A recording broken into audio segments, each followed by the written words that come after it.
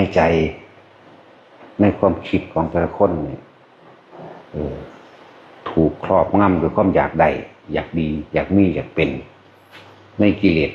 5สารพัดทุกอย่างเนี่ยสัพพะวัตถุทุกอย่างในตัณหา108คืออารมณ์นั่นแหละทั้งว่าโลกนี้จึงคลับเคลื่อน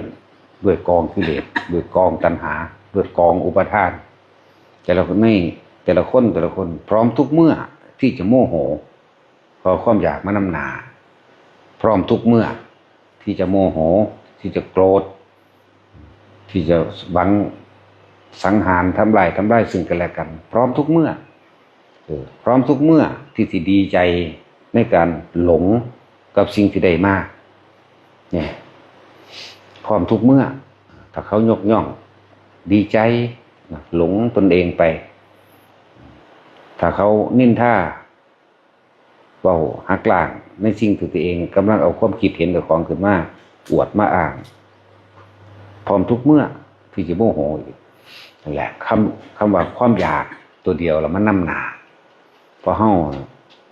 บ่รู้ประมาณในการใส่ชีวิตบ่รู้ประมาณในทรัพย์สินสมบัติ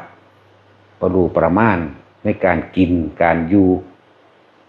บ่รู้ประมาณในว่าสิ่งใดควรสิ่งใดบ่ควรเพราะว่า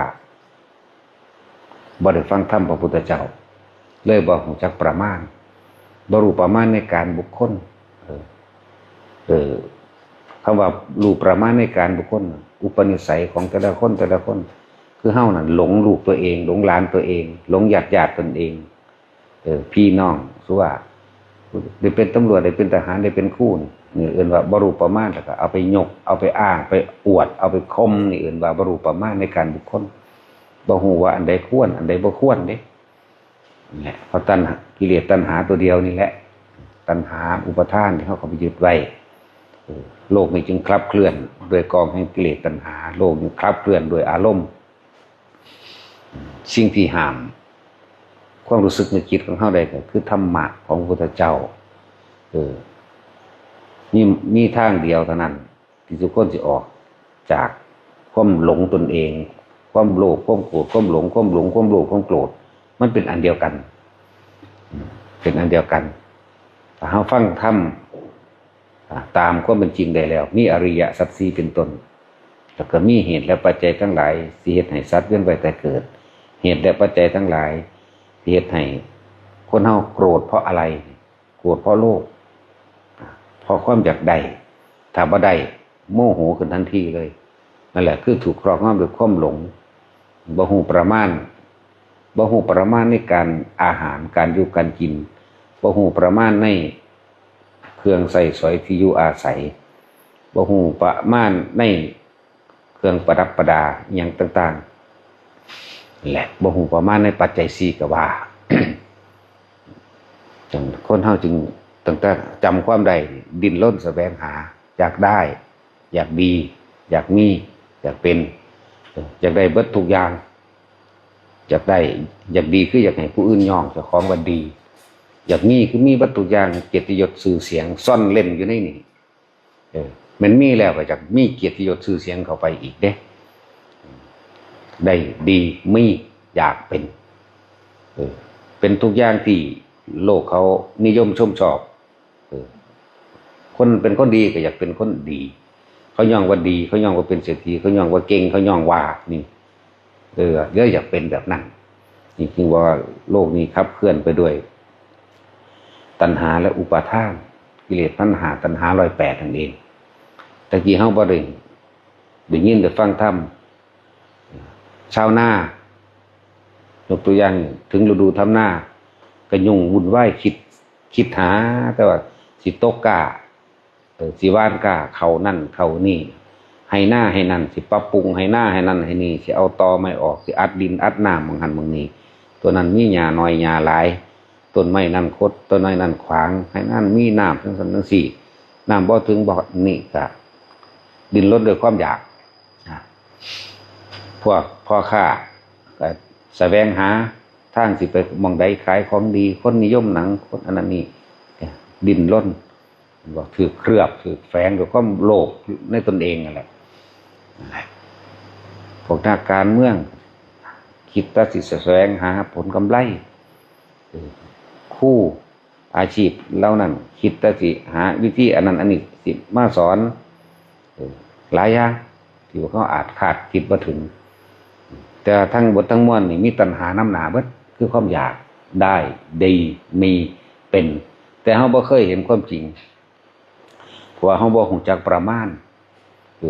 ประมาณสิ่งอันใดที่ว่าอันมันพอดีหรือบ่พอดีสิ่งใดในความสำคัญสูงสุดในชีวิตคนในชีวิตมนุษย์สัตว์ทั้งหลายอาหารเป็นที่หนึ่งเครื่องนุ่งห่มที่อยู่อาศัยยารักษาโรคนี่คือถ้าเฮารู้ประมาณว่าสิ่งทั้งหลายเหล่านี้เป็นเครื่องสำคัญและจำเป็นการดำเนินชีวิตดำรงชีวิตอยู่จึงเรียกว่าฮู้ประมาณเรียกว่าใช้ชีวิตแบบมัชฌิมาคนที่ใช้ชีวิตแบบนี้ได้ก็คือคนที่ต้องเข้าใจชีวิตลึกซึ้งรู้อนิจจังรู้ทุกข์รู้ความดับไปแตกไปสลายไปเรียกว่ารู้ความบ่จีรังยั่งยืนของสรรพสัตว์ของสรรพสิ่งของโลกทั้งหลายทั้งปวงว่าสิ่งใดเกิดขึ้นสิ่งนั้นก็ต้องดับเป็นธรรมดาเฮารู้ควรประมาณในการใช้ชีวิต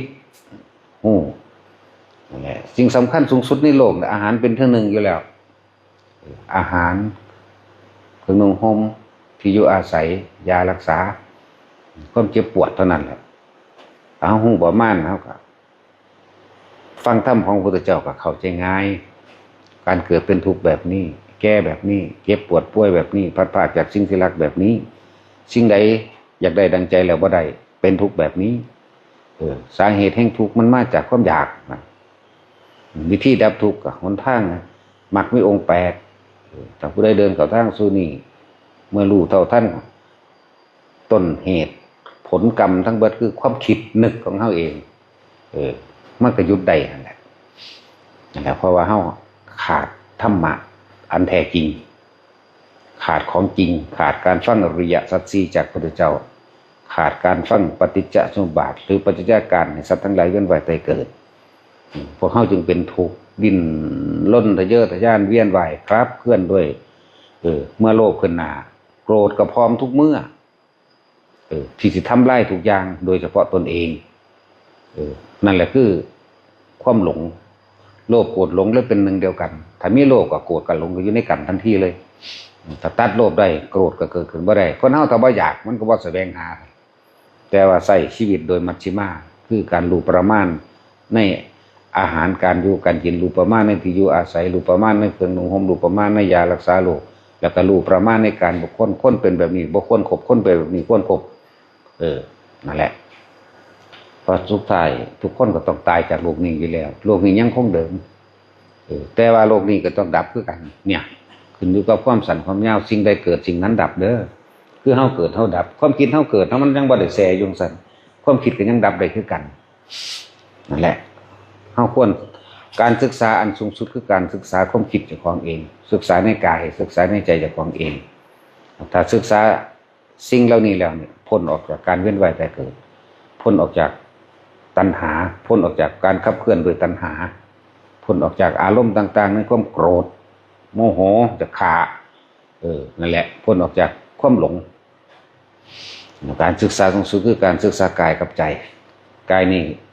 มันเป็นของง่ายๆเนี่ยบ่จีรังอย่างยืนแน่นอนบังคับบ่ได้แน่นอนตายแน่นอนนี่นะแต่สิ่งที่บ่ตายคือใจนี่แหมนั่นแหละเฮาจึงสกัดมันไว้อย่าให้มันคิดไปเรื่องนั้นเรื่องนี้ให้เกิดความอยากได้อยากดีอยากมีอยากเป็นใดๆทั้งสิ้นวิธีฝึกเพิ่นก็แนะนำเฮามาแล้วตลอดบุคคลผู้นั้นต้องเฮ็ดเอาเองนั่นแหละพอเฮาบ่เห็นต้นเหตุเฮาจึงต้องรับผลกรรมต้นเหตุคือใจ